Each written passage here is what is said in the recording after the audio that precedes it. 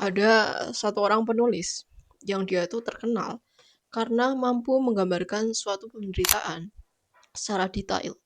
Kayak contohnya kemiskinan, kecanduan, ketidakberdayaan, dan rasa ketidakpercayaan kepada diri sendiri. Namanya adalah Osamu Dazai. Karena itulah banyak orang-orang itu suka baca karyanya dan banyak orang juga suka atau masih membaca karyanya sampai sekarang. Dan kali ini aku bakalan jelasin ke kamu salah satu karyanya yang terkenal yaitu No Longer Human. Hal yang pertama kali aku rasakan pas baca buku ini sampai selesai adalah kehidupan itu merupakan sebuah kepedihan. Aku baca awal sampai akhir itu rasanya kayak hidup kok mengenaskan banget. Dan itu benar-benar tergambarkan secara detail dalam buku ini. Hal itu juga tercermin dalam kalimat pertama buku ini. Aku bakalan bacain buat kamu. Aku telah menjalani hidup yang penuh dengan rasa malu. Tokoh utamanya bernama Obayoza. Dia itu merupakan anak bungsu dari 10 bersaudara. Tapi, meskipun begitu, Yozo ini merasakan kalau dirinya itu berbeda dibanding saudaranya yang lain. Kayak ada rasa asing kalau misalnya dia bertemu dengan orang lain. Yozo juga mempertanyakan konsep manusia itu sendiri. Kayak contohnya, kenapa ia harus makan? Kenapa ia harus tidur? Kenapa ia harus selalu khawatir terhadap orang lain kalau misalnya dia nggak bakalan diterima dengan pemikiran anehnya ini? Dan hal itu yang bikin Yozo semakin lama semakin asing terhadap dirinya sendiri ataupun orang lain. Rasa keterasingan itu ia tutupi dengan cara menjadi seorang badut atau singkatannya adalah dia membuat orang lain tertawa agar orang lain itu tidak curiga kalau dirinya itu berbeda. Kepribadian badut yang ia buat itu lama-kelamaan atau tanpa Yozo sadari itu malah membuat orang-orang makin suka dengannya. Dan itulah letak poin atau fokus utamanya si Yozo ini. Sifatnya ini bikin perempuan yang ada di sekitarnya itu tertarik dengan Yozo. Puncaknya pada saat Yozo diterima di sekolah menengah. Pada saat itu, Yozo harus tinggal bersama dengan kerabat ayahnya karena letak sekolah yang Yozo tempuh itu terlalu jauh. Seperti biasa, Yozo pakai kepribadian badutnya itu buat melebur dengan orang lain. Meskipun begitu, Yozo capek. Dia capek dengan lingkungannya, dia capek dengan dirinya sendiri. Maka hal yang terjadi adalah Yozo kabur dari sekolah dan dia memutuskan untuk tinggal di suatu daerah lain. Lalu dia mendaftar ke sebuah studio seni. Dan di studio seni itulah dia bertemu dengan seseorang bernama Hariki. Pemuda yang nantinya akan mengenalkannya pada alkohol, dunia malam, rokok, pegadaian, bahkan ideologi kiri. Petualangan-petualangan Yozo itu dimulai pada saat itu. Dan ada salah satu hal yang menurutku lucu, di mana Yozo itu bergabung ke sebuah partai ideologi kiri. Dan dia atau si Yozo ini bahkan melakukan beberapa tugas untuk melancarkan partai ini. Yozo menikmati itu semua dengan penuh kepalsuan. Dan hal itulah yang bikin dia atau si Yozo ini merasa capek dengan dirinya sendiri. Rasa menyesakannya itu dia lampiaskan dengan mabuk-mabukan. Dan perasaan itu semakin memuncak. Dia akhirnya memutuskan untuk melakukan sesuatu hal yang gila. Yozo mengajak seorang perempuan yang baru dikenalnya untuk melompat bersama ke laut. Ya, Yozo melakukan percobaan bunuh diri pertamanya. Meskipun begitu, Yozo selamat dan perempuan malang itu berakhir meninggal dunia. Percobaan yang gagal ini membuat Yozo semakin terperosok dalam keterasingannya. Ia merasa tidak berguna, tidak layak untuk hidup. Namun, ia juga nggak berkuasa buat mengakhiri hidupnya sendiri. Yozo yang punya kemampuan untuk menggambar hasil dari belajarnya di studio seni, memutuskan untuk menggambar suatu manga. Hasil komisinya itu, ia habiskan untuk membeli alkohol murahan di pinggiran jalanan Jepang. Dan itu seperti lingkaran setan. Dia menggambar, hasilkan komisi, lalu mabuk. Sampai suatu hari, dia bertemu dengan seorang perempuan yang akan mengubah hidupnya. Dia bertemu dengan Yoshiko. Mereka akhirnya menikah. Namun meskipun begitu, kebahagiaan pernikahan mereka tidak berlangsung dengan lama. Yozo kembali kepada kebiasaannya, mabuk-mabukan, dari pagi sampai malam, dari malam sampai pagi. Begitu terus. Meskipun begitu, Yoshiko tetap tulus mencintai Yozo. Tapi, suatu hari, ada suatu kejadian yang membuat kehidupan Yozo itu berubah drastis. Yozo mengundang Hariki untuk minum bersama di rumahnya. Mereka minum alkohol bersama, bermain permainan, dan bahkan membahas masa lalu mereka berdua.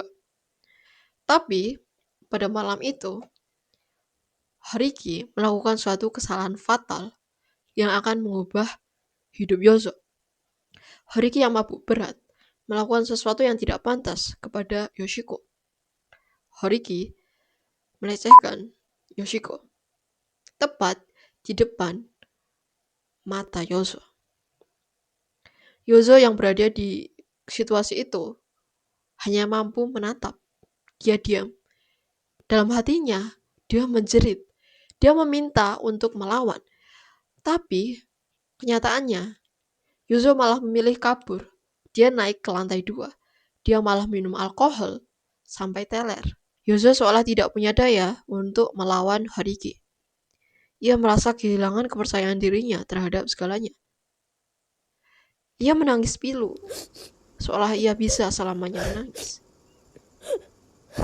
Yoshiko melihat hal itu semua dengan pandangan kosong. Ia terlalu percaya kepada Yozo. Ia terlalu tulus kepada Yozo. Bahkan, Yozo sendiri menganggap bahwa ketulusan Yoshiko itu merupakan salah satu bencana tragis dalam kehidupannya. Beberapa bulan berlalu, kehidupan mereka semakin lama, semakin renggang.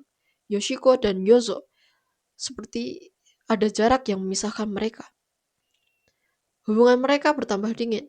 Mereka seperti tidak kenal satu sama lain. Mereka seperti kehilangan kepercayaan. Sampai suatu malam di akhir tahun, Yozo menemukan sebuah obat yang ia yakini punya Yoshiko. Obat itu telah terkikis labelnya, seolah-olah menyembunyikan suatu hal. Tapi, Yozo sadar bahwa obat itu merupakan obat tidur dengan dosis paling tinggi. Yozo akhirnya melakukan sesuatu hal yang di luar nalar. Yozo minum semua obat itu dalam sekejap. Hasilnya, Yozo tidur seperti mayat 3 hari 3 malam. Dan begitu ia sadar, ia hanya minta satu hal pada semua orang yang ada di sekitarnya, pada semua orang yang bisa mendengarnya. Aku cuma pengen jauhkan aku dari Yoshiko. Aku gak layak buat ketemu Yoshiko. Aku terlalu hina buat Yoshiko. Akhirnya, Yozo dipindahkan jauh dari Yoshiko. Jauh dari istrinya. Yozo yang telah gagal dari percobaan bunuh dirinya yang kedua, semakin lama semakin terpuruk. Dia kembali kepada kebiasaan lamanya. Menggambar manga, lalu minum alkohol dari pagi sampai malam. Dari malam sampai pagi. Dia selalu teler. Dia bahkan tidak mampu buat berpikir. Yozo yang mabuk-mabukan akhirnya bertemu dengan seseorang. Dia merupakan perempuan yang memiliki sebuah toko obat. Perempuan itu merasa kasihan dengan Yozo. Dan lagi, Yozo kembali memasang topeng sebagai seorang badut. Mudah saja bagi perempuan itu untuk terpesona dengan Yozo. Maka perempuan itu meminta Yozo untuk stop minum alkohol. Ini demi kebaikanmu. Kamu harus berhenti, Yozo. Tapi, meskipun begitu, Yozo kembali kepada kebiasaannya. Dia minum alkohol. Dia selalu mabuk. Perempuan itu khawatir dengan kesehatan Yozo. Akhirnya, dia memberikan sebuah obat supaya Yozo itu terlepas dari kecanduannya terhadap alkohol. Yozo menerima obat itu dan minum obat itu. Tapi, tanpa Yozo sadari, obat itu adalah morfin. Obat yang akan menemukannya kepada sebuah candu baru, morfin. Semakin lama, Yozo semakin butuh obat itu. Dia selalu datang kepada perempuan itu, meminta, menangis. Aku butuh sekali obat itu. Tanpa obat itu, aku bisa mati. Semakin lama, Yozo semakin kecanduan dengan obat itu. Akhirnya, karena perempuan itu luluh dengan pesona Yozo, dia memberikan beberapa obat kepada Yozo. Ada 10 dosis lebih. Dan seperti yang terjadi sebelumnya, Yozo melakukan percobaan ketiga kalinya, percobaan bunuh diri. Yozo menyuntikkan 10 obat morfin kepada dirinya sendiri. Meskipun begitu, Yozo kembali selamat. Saat ia sadar, dia melihat pelayan ayahnya. Dia melihat Horiki, dan dia melihat Yoshiko. Entah kenapa, Yozo seperti berada di dalam neraka. Ia bertemu dengan orang-orang yang tidak ingin dia temui. Mereka bersama-sama membawa Yozo ke sebuah rumah sakit, memeriksakan kesehatannya. Dan mereka mengirim Yozo ke sebuah rumah di pedesaan kecil. Rumah yang dulu jauh hari dijanjikan oleh kakaknya Yozo buat Yozo sendiri. Di sana, Yozo akhirnya hidup dengan normal. Dia hidup bersama dengan seorang pelayan tua, dan disitulah Yozo menghabiskan sisa hidupnya di sana. Menurutku ini novel sangat-sangat capek buat dibaca. Kataku, sekali baca buku ini, udah bikin kamu capek sendiri. Ini ngeri banget bukunya. Keindahan dibalut dengan kengerian. Kengerian yang dibalut dengan keindahan. Kalau misalnya kamu suka dengan buku-buku kayak gini, kamu pasti sangat suka. Aku bakalan kasih rating dari 1 sampai 10, 7. Karena menurutku ini sedikit susah buat aku baca dan aku harus perlu baca kalimat-kalimatnya berulang-ulang kali.